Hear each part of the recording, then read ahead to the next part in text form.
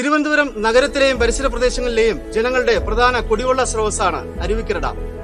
വർഷങ്ങളായി ഈ ഡാമിൽ നിന്നുള്ള ജലമാണ് മന്ത്രിമന്ദിരങ്ങളിലേക്കും സിറ്റിയിലെ പ്രമുഖ ഹോസ്പിറ്റലുകളിലേക്ക് വരെ ജലം എത്തിക്കുന്നത്.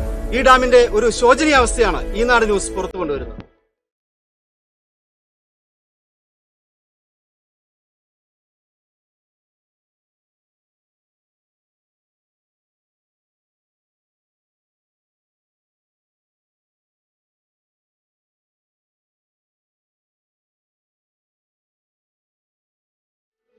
നമ്മുടെ തിരുവനന്തപുരം നഗരത്തിൽ കുടിവെള്ളം എത്തിക്കുന്ന ശുദ്ധജലം എത്തിക്കുന്ന അരുവിക്കര ഡാമിന്റെ ഒരു ശോചനീയ അവസ്ഥയാണ് ഈ കാണുന്നത്. നിറയെ മദ്യക്കുപ്പികളും അതുപോലെ തന്നെ പ്ലാസ്റ്റിക് മാലിന്യങ്ങളും നിറഞ്ഞ് ഇതിന്റെ പരിസരമാകെ വൃത്തിഹീനമായിരിക്കുകയാണ്. അതുപോലെ തന്നെ കാട് കയറി കിടക്കുകയാണ് ഈ ഏരിയ.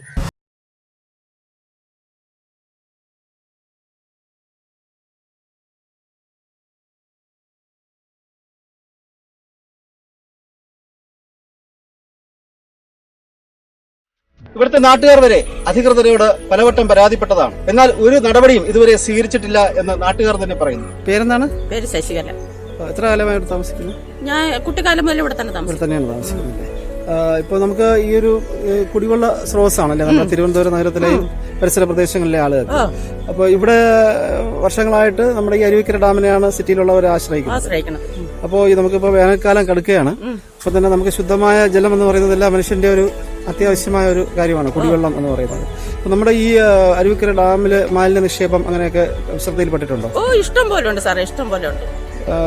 എങ്ങനെയാണ് ഇത് സംഭവിക്കുന്നത്? ഇത് ദൂരെയുള്ളവർ കൊണ്ടിടുന്നത് തന്നെ. അതുകൊണ്ടാണ് ഈ നെറ്റ് ഇപ്പൊ ഇവിടെ അടുത്തത്. പക്ഷെ ഇത് പൂർത്തിയാക്കിയിട്ടില്ല. അതിന്റെ ആ അപ്പുറത്ത് ഒരു പുളിയുണ്ട്. ആ പുളിയുടെ സൈഡിലാണെങ്കിൽ ഇഷ്ടം പോലെ എല്ലാ വീട്ടിലെ മാലിന്യങ്ങളും കൊണ്ടിടുന്നു. പിന്നെ നമുക്ക് അറിയാനും പറ്റില്ല. കാരണം അവര് വണ്ടിയിലൊക്കെ കൊണ്ടുവന്നിട്ട് വലിയ ചെറിഞ്ഞ് വെള്ളത്തിലാണ് എറിയുന്നത്. അത് ആ സ്ഥലത്ത് മാത്രം ഇടാൻ കാരണം എന്താണ്? അത് അവിടെ ആളൊന്നും താമസമില്ല.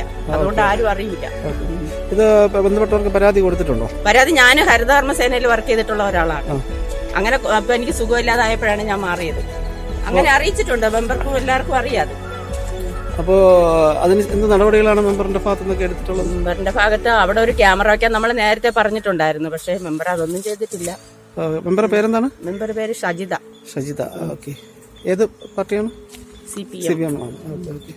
അവര് പിന്നെ നീക്കം ചെയ്യാനുള്ള കാര്യങ്ങളൊന്നും അവിടെ നിന്ന് ചെയ്തിട്ടില്ല. നീക്കം ചെയ്യാനൊന്നും ചെയ്തിട്ടില്ല. അപ്പൊ നിങ്ങൾ ഈ ഹരിതകർമ്മസേനയിൽ പ്രവർത്തിക്കുന്നല്ലോ, അതുമായിട്ട് ബന്ധപ്പെട്ട് എന്തെങ്കിലും ഇങ്ങനെ ക്ലീനിങ് എന്തെങ്കിലും അത് നേരത്തെ അറിയിച്ചിട്ടുണ്ട്. നമ്മളിങ്ങനെ ഇത് മാറ്റി ഇവിടെ സ്ഥിരമായിട്ട് അവർ നിക്ഷേപിക്കുന്നുണ്ട്. പക്ഷെ ആരാണെന്ന് അറിയാൻ പറ്റൂലല്ലോ. അതെ. അപ്പൊ അങ്ങനെ പിടിക്കാനായിട്ട് ക്യാമറയാണ് നമുക്കിപ്പോ ആവശ്യം. നമുക്ക് ആറ്റിൻഡാരിൽ ക്യാമറ ആവശ്യം തന്നെ അവിടെ ഒന്നുമില്ല. കാരണം അല്ലാതെയും അവിടെ ആൾക്കാർ വന്നും പോയും ഒക്കെ നിൽക്കുന്നത് കൊണ്ട് കുടിക്കുന്നവരും എല്ലാം ഇഷ്ടം പോലെ ഉണ്ട്. കുപ്പികളെല്ലാം വേസ്റ്റൊക്കെ ഇഷ്ടം പോലെ ഇട്ടിട്ടുണ്ട്.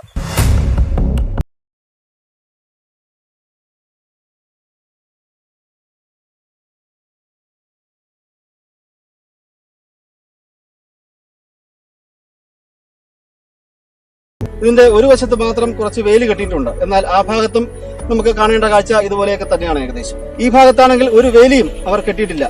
അത് കാരണം തന്നെ മദ്യപന്മാരും അതുപോലെ തന്നെ മാലിന്യം നിക്ഷേപിക്കാൻ വരുന്നവരും ഈ ഭാഗത്തേക്ക് ധാരാളം മാലിന്യങ്ങൾ വലിച്ചെറിയുന്നുണ്ട്. പ്ലാസ്റ്റിക് മാലിന്യങ്ങളും എല്ലാം തന്നെ ഈ കാട് കയറി കിടക്കുന്ന ഭാഗത്ത് വലിച്ചെറിഞ്ഞിരിക്കുന്ന കാഴ്ചയാണ് കാണുന്നത്.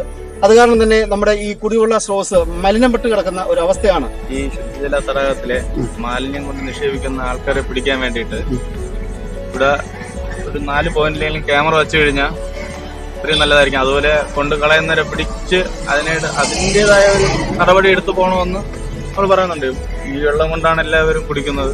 ഇവിടെ നിന്ന് ശുദ്ധീകരിക്കുന്ന വെള്ളമാണ് എല്ലാം പോകുന്നത്. ഇവിടെ കേരള വാട്ടർ അതോറിറ്റിക്കും എല്ലാം പമ്പ് ചെയ്ത് കയറ്റുന്നത് ഈ വെള്ളമാണ്. ഇതാണ് തിരുവനന്തപുരം സിറ്റിയിൽ മൊത്തവും പോകുന്ന ഈ വെള്ളമാണ്. അതുകൊണ്ട് ഇപ്പൊ തന്നെ അപ്പുറത്തേക്ക് പോയി നോക്കിയാൽ കാണാൻ പറ്റും വേസ്റ്റ് കൊണ്ട് തള്ളിയിരിക്കുന്നത്. അതുകൊണ്ട് അധികാരികൾ അറിഞ്ഞിട്ട് നല്ലൊരു രീതിയിൽ ഒരു ഇടപെടലുണ്ടായി ഇന്ന് CCTV ആയാലും മാലിന്യം നിഷേധിക്കുന്നവരെ പിടികൂടി അതിനോടുള്ള നടപടി എടുക്കണമെന്ന് നമ്മളിപ്പോ സർക്കാരിനോട് പറയുന്ന ഇത്ര മാത്രമേ ഉള്ളൂ. ജലം അമൂല്യമാണ്. ഒരാളുടെ കുടിവെള്ളം മറ്റൊരാൾക്ക് തടസ്സപ്പെടുത്താനാവില്ല, അതുപോലെ തന്നെ മലിനപ്പെടുത്താൻ.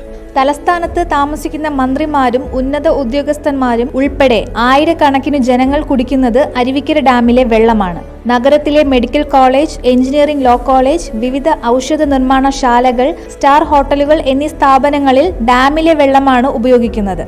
വളരെ ഉത്തരവാദിത്തത്തോടെ സംരക്ഷിക്കേണ്ട ഡാമിന്റെ സ്ഥിതി കണ്ടാൽ ദയനീയമാണ്. ഡാമിന്റെ എല്ലാ ഭാഗങ്ങളിലും മദ്യക്കുപ്പികളും പ്ലാസ്റ്റിക്കുകളും മാലിന്യങ്ങളും നിറഞ്ഞു കിടക്കുകയാണ്. ഹോട്ടലുകളിലെയും വിവിധ മാർക്കറ്റുകളിലെയും പഴകിയ ആഹാര സാധനങ്ങളും മത്സ്യമാംസത്തിന്റെ അവശിഷ്ടങ്ങളും ഡാമിന്റെ വിവിധ ഭാഗങ്ങളിൽ വലിച്ചെറിയുന്നതായി നാട്ടുകാർ പറയുന്നു.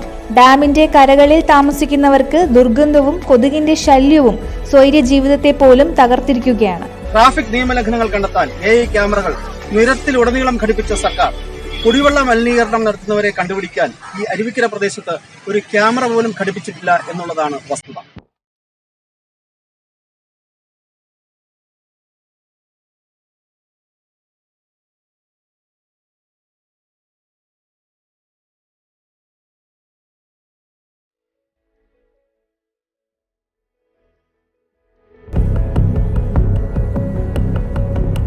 ശുദ്ധജല പദ്ധതികൾക്കും ശുദ്ധജല വിതരണത്തിനുമായി കോടിക്കണക്കിന് രൂപ കേന്ദ്ര സംസ്ഥാന സർക്കാരുകൾ വാരിയെറിയുമ്പോൾ അരുവിക്കരയുടെ ശോച്യാവസ്ഥ കണ്ടറിഞ്ഞ് നടപടിയെടുക്കാൻ അധികൃതർ തയ്യാറാകുന്നില്ല. ന്യൂസ് റിപ്പോർട്ടർ അനിലാനൊപ്പം വിനോദ് റയാൻ, ഈനാട് മലയാളം.